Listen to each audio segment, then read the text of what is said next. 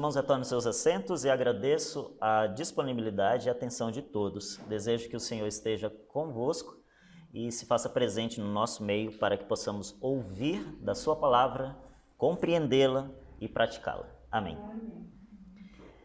A mensagem de hoje tem o título sugestivo, O Outro Divino.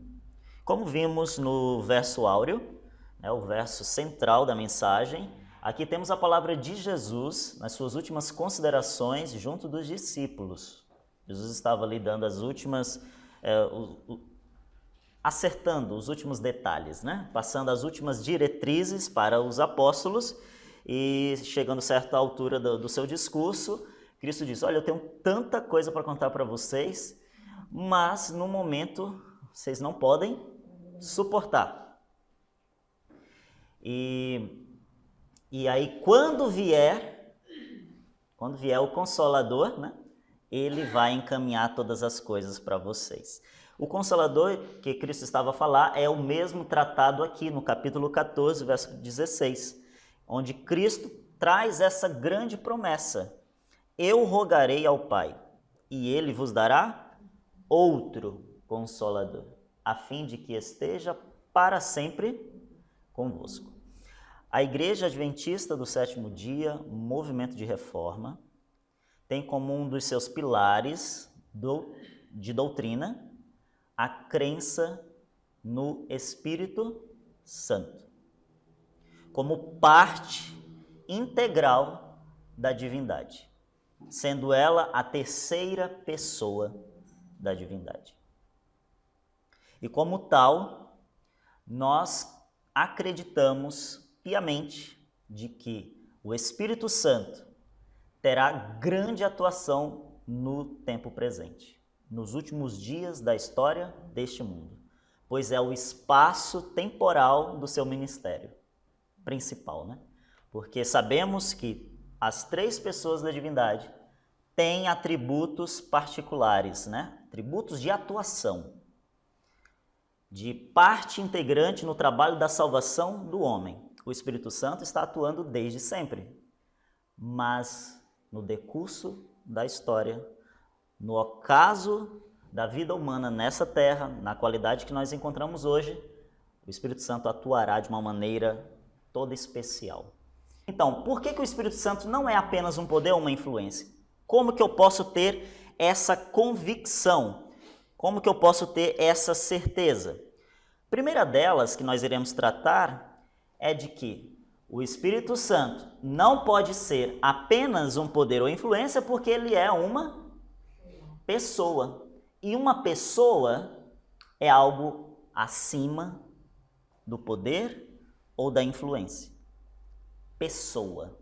Quero dizer aos irmãos que quando falo que o Espírito Santo é uma pessoa, não quero dizer que ele é como um de nós, humano. Não. Pessoa aqui é um conjunto de características que estão agregadas em intelecto, vontade e emoções.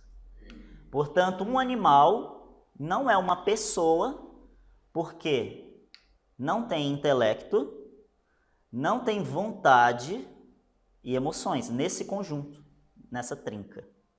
O Espírito Santo tem tudo isso. Nós podemos comprovar em inúmeras passagens. Elenquei aqui pelo menos uma de cada uma dessas. O Espírito Santo contende, ou seja, luta, insiste, ele ensina, ele convence. Isso aqui prova que atributo? O atributo do intelecto.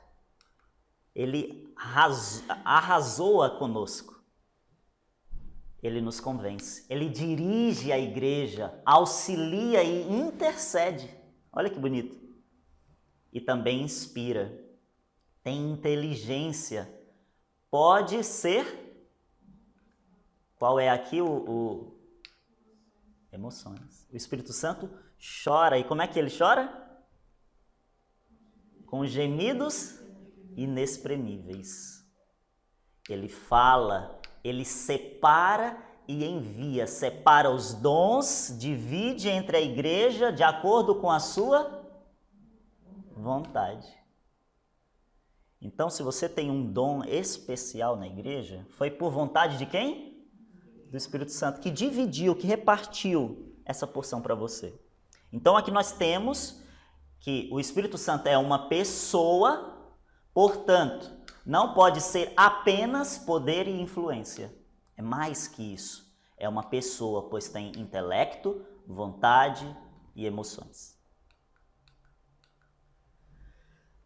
Existe esta palavra atribuída por João no seu relato? Vamos folhear a palavra de Deus? Por gentileza, 2 voluntários. Vamos ler o que se encontra em João capítulo 14, versículo 16 e 26. E outra pessoa, a primeira carta de João, capítulo 2, verso 1. Então, o Evangelho e depois a Epístola de João. Quem encontrar pode ler. E eu rogarei ao Pai, e Ele vos dará outro ajudador, para que fiquem convosco para sempre. Mas o ajudador, o Espírito Santo, a quem o Pai enviará em meu nome, este vos ensinará todas as coisas e vos fará lembrar de tudo quanto eu vos tenho dito. Bem, a palavra ali atribuída ao Espírito Santo é o quê? Ajudador. Alguém tem uma versão diferente? Todos são ajudador, né? Vamos ouvir então o que está escrito. Alguém, por gentileza, leia. João, primeira epístola, capítulo 2, verso 1. Meus filhinhos, estas coisas escrevo para que não pequeis.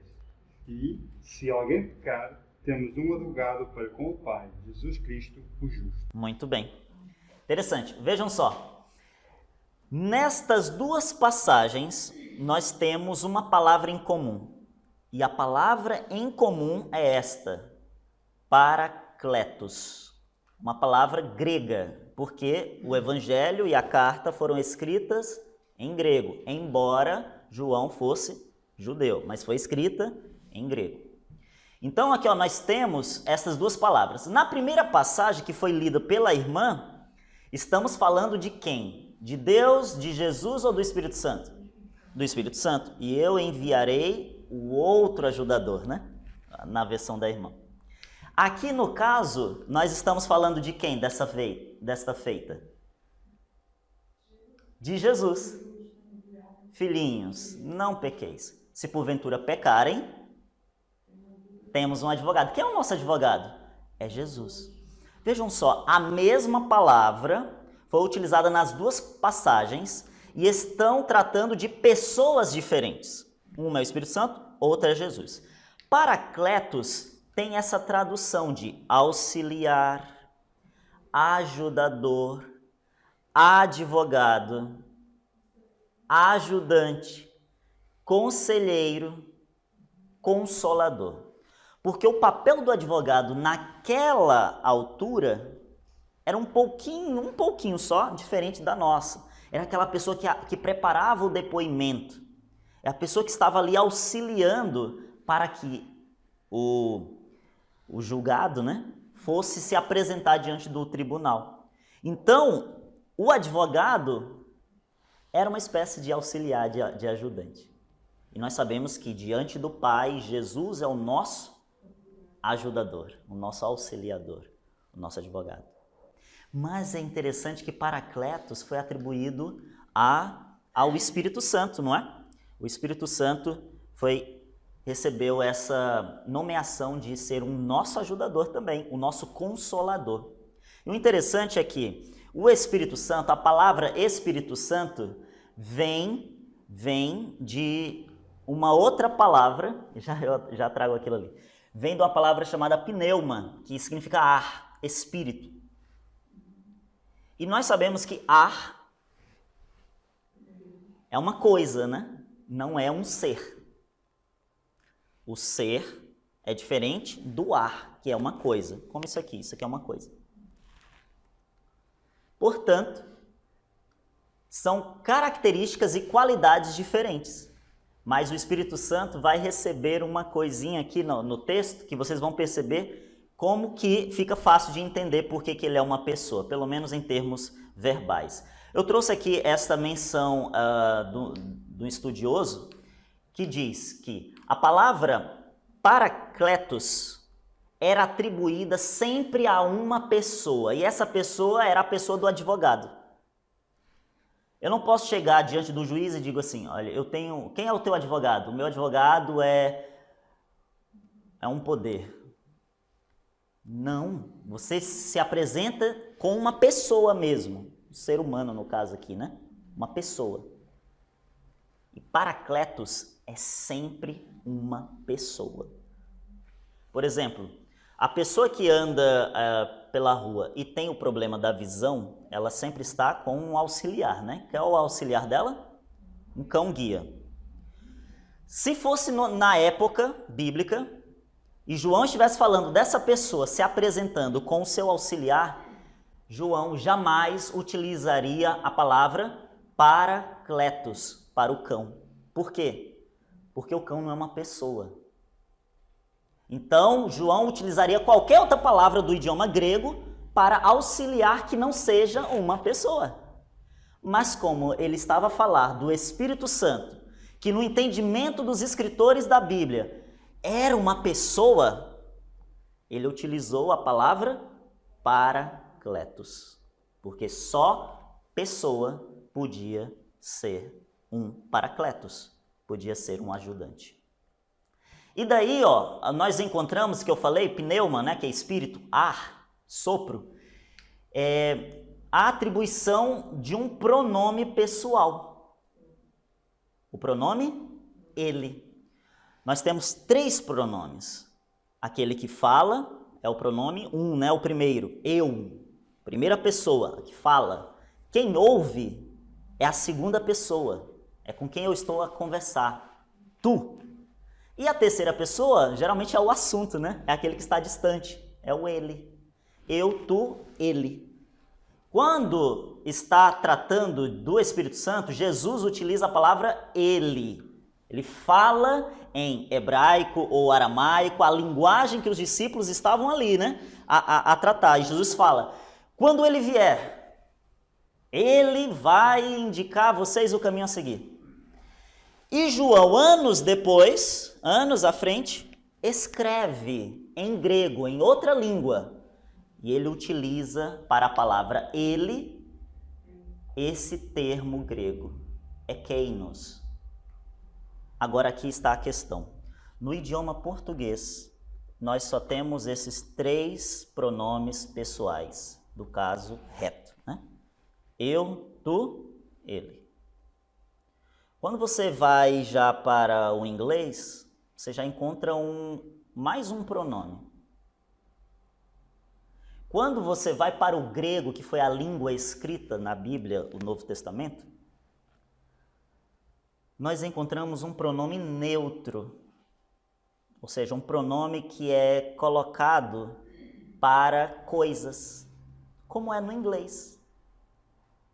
Ou seja, aquilo que não é gente, por exemplo, cadeira, um objeto, você utiliza um pronome neutro. Agora, para pessoas, se utiliza pronomes pessoais, porque são pessoas. A palavra espírito é pneuma, e espírito é coisa, é ar, é coisa.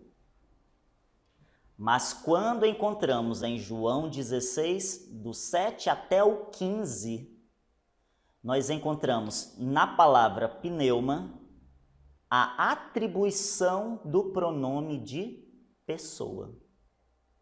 Então significa que ou uma coisa ou outra. Ou João escreveu errado, pneuma pede pronome de coisa, mas ele deu o pronome de pessoa. Ou ele escreveu errado, ou o Espírito Santo não é uma coisa. É uma pessoa. E outra, João escreveu o que ele ouviu, porque quem foi que disse? Quem disse foi Jesus, né? Quem disse foi Jesus. Então é claro que Jesus sabia que o Espírito Santo é uma pessoa, porque de fato, né? Jesus também é Deus e o Espírito Santo é Deus.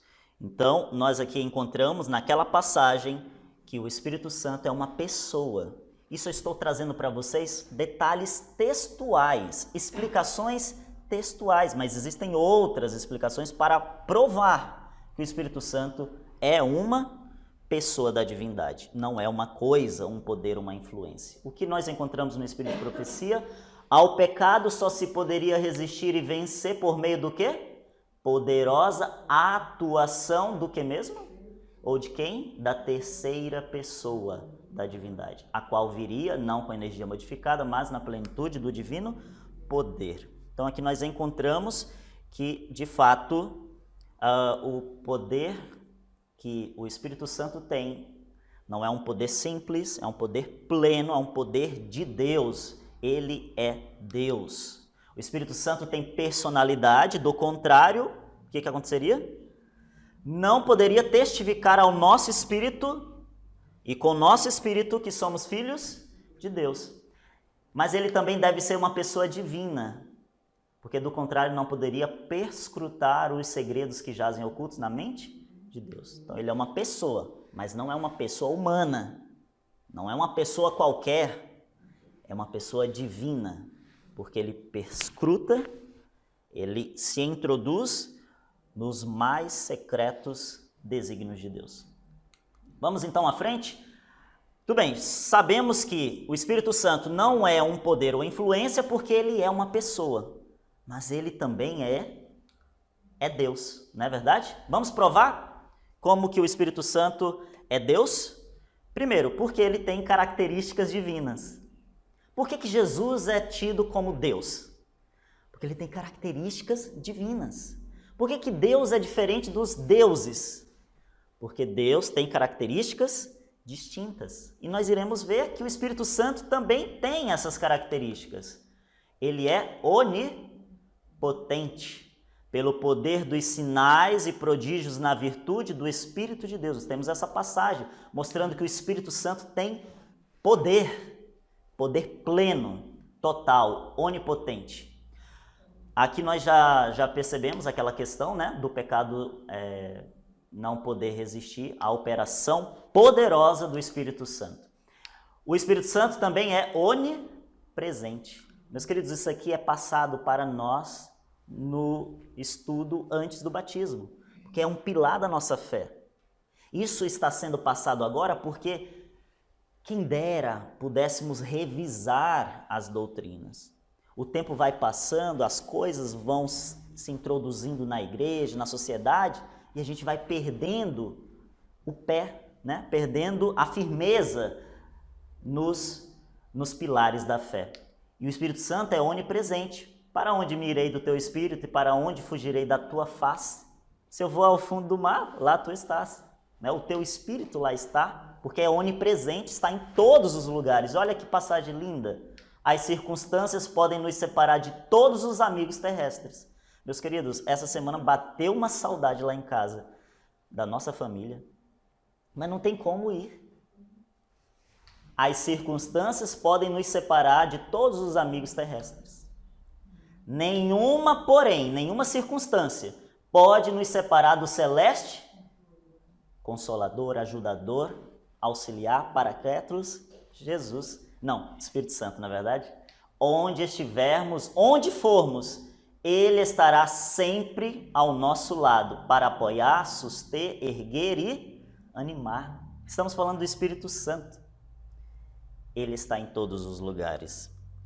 Ele está com a sua igreja. Outra característica, o Espírito Santo é onisciente, sabe de todas as coisas, mas Deus nulas revelou pelo seu Espírito, porque o Espírito penetra todas as coisas, ainda as profundezas de Deus. Porque qual dos homens sabe as coisas do homem, senão o Espírito do homem que nele está? Assim também ninguém sabe as coisas de Deus, senão o Espírito de Deus. Meus queridos, está provado desta forma, pelo menos nos atributos divinos, que o Espírito Santo, embora para alguns seja apenas um poder, apenas uma influência, percebemos que ele é muito mais que isso. Ele tem vontade, intelecto e emoções. É uma pessoa. Tem personalidade. Mas além do que isso, tem também poder onisciência, onipresença, atributos de Deus. Isso não é bonito? Não é bonito? Agora veja essa outra questão. O Espírito Santo pode ser... Já ouviram falar, né, do pecado que não tem perdão? Eu vos digo, todo pecado e blasfêmia se perdoará aos homens, mas a blasfêmia contra o Espírito não será perdoada aos homens. Mas se alguém falar contra o Espírito Santo, não lhe será perdoado, nem neste século, nem no século 21, né? Que é o nosso dia presente, nem no porvir. Meus queridos, blasfêmia. O que é blasfêmia? O que é a blasfêmia? É um tipo de insulto pessoal dirigido unicamente a quem? A Deus. É quando alguém se coloca no lugar de Deus, ou assume as prerrogativas devidas unicamente. Onde é que nós temos prova disso? Quando Jesus perdoou os pecados daquele doente, o que as pessoas fizeram? Pegaram já em pedras. Vamos apedrejar. Blasfêmia. Esse homem está tomando a posição de Deus, as prerrogativas de Deus, porque só Deus pode perdoar pecados. Não foi o que os fariseus disseram? E Jesus agora estava perdoando pecados? Por que ele estava perdoando pecados? Porque ele é Deus. Blasfêmia só pode ser cometida com uma pessoa divina. Eu não posso blasfemar contra a irmã porque a irmã não é Deus. Então por que existe o pecado da blasfêmia contra o Espírito Santo? Porque o Espírito Santo é Deus. É Deus. E esse pecado não tem perdão. Os fariseus tomaram essas palavras como blasfêmia e conceberam a ideia de apresentá-las como pecado digno de morte. Disseram em seu coração, ele blasfema. Quem pode perdoar pecados? Foi o que nós tratamos agora há pouco, não é? Disse então Pedro, vimos hoje, né, na lição. Olha que interessante. Encheu Satanás o teu coração para que mentisses ao Espírito Santo e retiveste parte do preço da herdade, guardando-a, não ficava para ti? E vendida, não estava em teu poder? Porque formaste este desígnio em teu coração, não mentiste aos homens. Mentiste a quem? Meus queridos, Ananias tinha feito em seu coração, sob influência do Espírito Santo, de mãos dadas com este ser divino. Ele disse, eu voto, vou vender minha terra, minha propriedade e vou entregar tudo. Fez um voto. Aí agora ele mentiu. Mentiu para quem? Para o Espírito Santo. Para quem havia lhe despertado aquela semente da boa voluntariedade. E agora ele não mentiu a homens, mentiu ao próprio Deus, porque o Espírito Santo é Deus. O Espírito do Senhor falou por mim e a sua palavra esteve em minha boca. Isso Davi falando. Disse o Deus de Israel, a rocha de Israel, a mim me falou. Então ele está aqui falando do Espírito Santo e na próxima, na passagem seguinte, ele, para não repetir o mesmo termo, utiliza um sinônimo, Deus de Israel. Isso era muito comum na língua hebraica. Paralelismo, tratar a mesma ideia embaixo, só que com palavras diferentes. Isso era a poesia deles. E quem era o maior poeta? Davi, não é? Um dos, pelo menos, mais famosos, né? O Espírito do Senhor, o Deus de Israel. O Pai é toda a plenitude da divindade, corporalmente e invisível aos olhos mortais. O Filho é toda a plenitude da divindade, manifestada. A palavra de Deus declara que ele é a expressa imagem de sua pessoa. Isso Jesus, né? E agora, o que é falado do Consolador? O Consolador que Cristo prometeu enviar depois de subir ao céu é o Espírito em toda a plenitude divina. Viram aqui, ó? O Pai, a plenitude da divindade. O Filho, a plenitude da divindade. E o Consolador, a plenitude da divindade. Significa que é Deus 100%, completo. tornando manifesto o poder da graça divina a todos quantos recebem e creem em Cristo como Salvador pessoal. O Espírito Santo, portanto, é o outro divino. O Espírito Santo é o outro que também é Deus. Tenhamos isso em nosso coração. Para finalizar esse nosso entendimento, gostaria de trazer esta questão gramatical também, que é a utilização destas duas palavras. Meus queridos, certa vez Jesus disse assim: se alguém der um tapa no teu rosto, eu vou trazer em outras palavras, der um tapa em teu rosto, o que você deve fazer? Dar a outra face. Ele falou, dá a outra face. O que os irmãos entendem dessa palavra? Sim, nós temos aqui duas faces, né? Tem esse lado e tem esse. Deu nesse, dá o outro lado, né? O outro lado. Na língua do português, no português em si, nós temos uma palavra em especial, que é essa palavra outra ou outro. E tem dois significados para essa palavra. Essa palavra, no nosso idioma, na nossa língua, pode significar duas coisas iguais. Por exemplo, essa mão e essa outra mão. Elas são iguais, embora estejam espelhadas. Elas são iguais, têm a mesma origem, né? A mesma natureza, vem daqui. Agora, se eu disser aquela outra mão, aí já é diferente da minha, porque aquela ali já é uma mão de mulher, uma mão que já tem mais vivência, é uma mão diferente. Mas eu ainda utilizo a mesma palavra, não utilizo? Eu utilizo outra mão. No português é assim, o contexto é que vai dizer se é uma mão igual, da mesma pessoa, ou se é uma mão de outra pessoa, uma outra mão. Agora imagina se no texto lá estivesse querendo dizer, Jesus falando assim, olha, se alguém der o tapa no teu rosto, dá outra face. Ou seja, pega a face do Carlos e entrega para que ele também apanhe. Perderia todo sentido, não é? Por quê? No grego, foi o texto escrito, para uma coisa que é igual à outra, existe uma palavra que se utiliza. E para uma coisa que é diferente, que é outra coisa, é outra palavra. Aqui nós temos essa situação.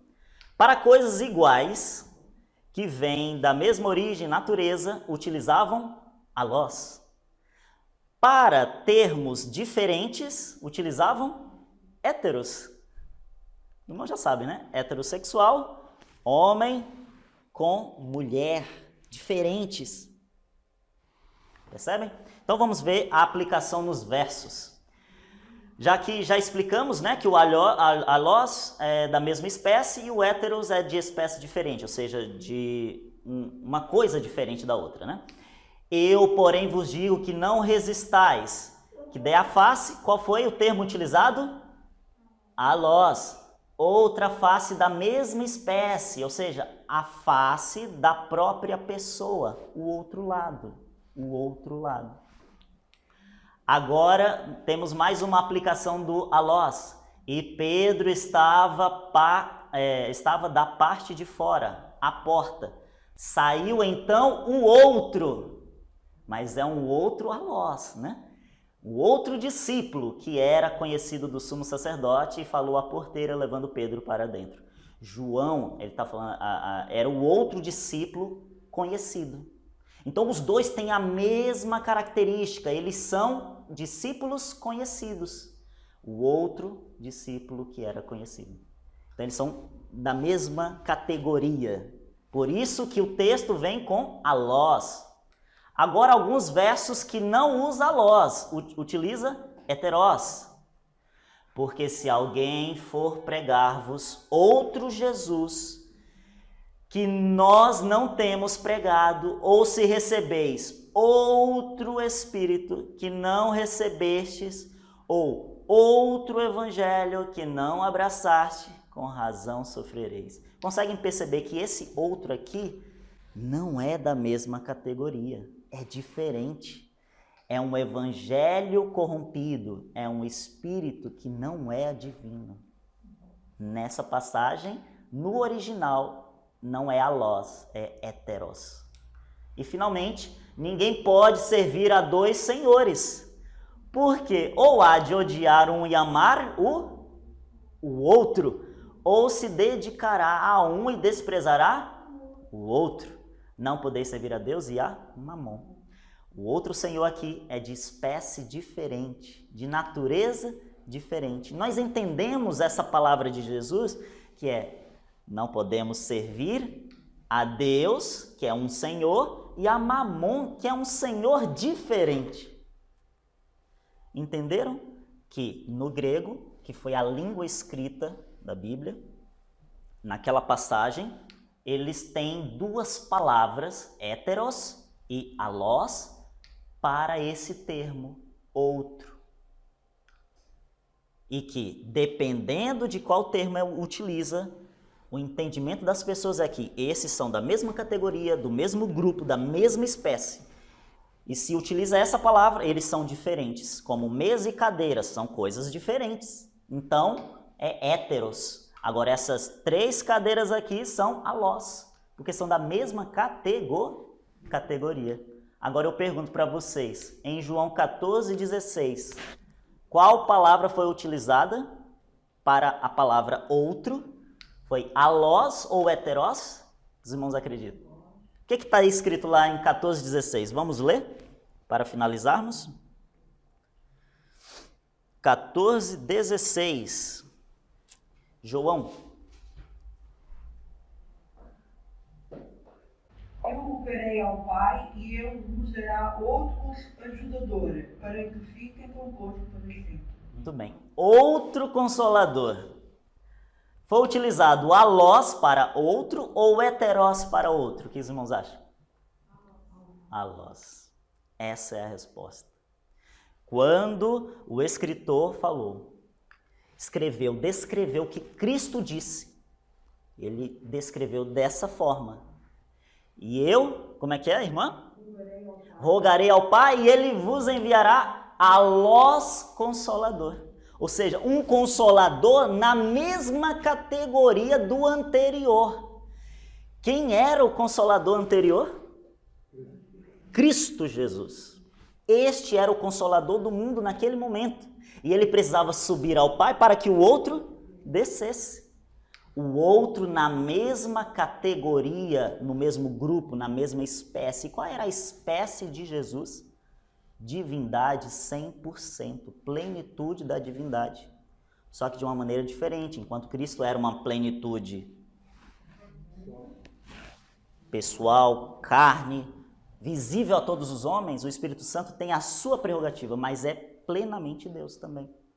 Muito bonito, né? E o interessante é que podemos chegar então a essa conclusão, que o Espírito Santo é esse outro alós, consolador, da mesma espécie. Qual espécie? Infinito, eterno, onipresente, onipotente, onisciente. Se o Pai é Deus, se Jesus é Deus, o Espírito Santo é o que mesmo? É Deus também, na mesma categoria.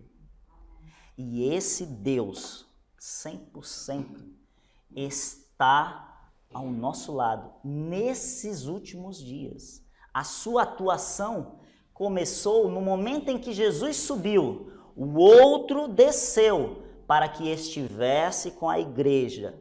Para todo, como que diz lá? Estarei convosco para sempre. Esse personagem, esta pessoa chamada Espírito Santo por nós, né, o que nós conhecemos, é Deus que está em nós. Enquanto Jesus era Deus conosco, o Espírito Santo está na igreja, dentro de nós, na nossa consciência, trabalhando. Meu filho, você já ouviu isso? Esse é o caminho. Meu filho, esse não é o caminho. Meu filho, aquilo que você já ouviu, pratica isso. Está chegando a hora. Despertando a igreja. Que possamos reconhecer a autoridade, o domínio e o poder do Espírito Santo sobre a sua igreja, para que possamos ser úteis, né? Úteis para este poder divino que fará por nós coisas incríveis, inimagináveis, e nos permitirá experimentar o que aqueles homens que mal sabiam falar, o que eles fizeram por aquela geração, nós poderemos, talvez aí, sei lá, nem conseguiria imaginar, muitas vezes mais do que eles, porque é agora a hora de nos prepararmos para uma chuva, que é a chuva da conclusão, que vai dar cabo à preparação do povo de Deus. Que possamos fazer parte, que possamos dar valor a este outro ser que também é divino. Deus abençoe a todos. Amém.